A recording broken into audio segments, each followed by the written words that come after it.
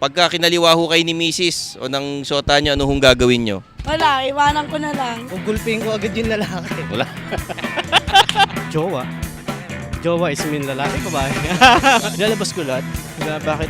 Ba't niya ginawa yun? Ba't niya niloko? Eh, di ko siya niloko. Mahirap yung kaliwa ko, may pilay.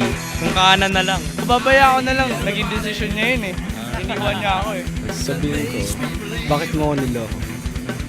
Ba't may ginawa ba akong mali? Kung saan siya masaya, dun na siya. Ay, ituloy niya. Oh, tuloy niya. Kasi wala, ando na eh. Katapos doon, ataka mo lang wala yan. Huwag mo nang gulpin kasi makulong ka pa. Nanahimik na lang ako. Sapagkat yun yung nagkasala, ayaw kong ako'y magkasala. Sasampalin ko siya, pero pag talikod ko, parang wala lang sa akin. Ay, hindi mga liwarin ako. Oo, tabla na kami.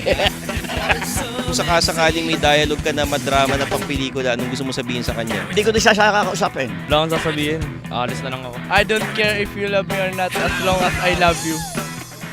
Mahal mo ako, tol. Break na tayo. Sabay, maghiwalay na tayo. Lanya ka na. Nakangiti kayo habang Oo kuya, tanggapin ko na yun. Ang lalalaki ka! Ano ginawa ko sa'yo? Bakit mo ginawa mo sa akin to? Lapastangan ka! Katawa lang habol mo sa akin. Bakit mo ginawa sa akin to? Anong nagawa ko sa iyo masama? okay na yun. Ay, lang alam ko. Pero ano, pag seryoso, nakita nyo si misis ng lalaki, ano gagawin nyo unang-una? Babariling ko na lang siya. Dahil nangaliwa ka, kakanan ako.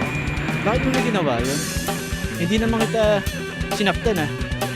Pagkatapos na ginawa ko sa'yo, inalagaan kita. Iyon ang isusukli mo sa akin. Bakit mo ko niloko? May ginawa ba akong mali? Hindi naman kita niloko. Pag nasa bahay tayo, pinapakain mo lang ako ng sardinas. Eh pinili mo yun. Papakita ko wala lang pag uwi sa bahay sa kaiyak. Tabla na tayo. Ayos na to.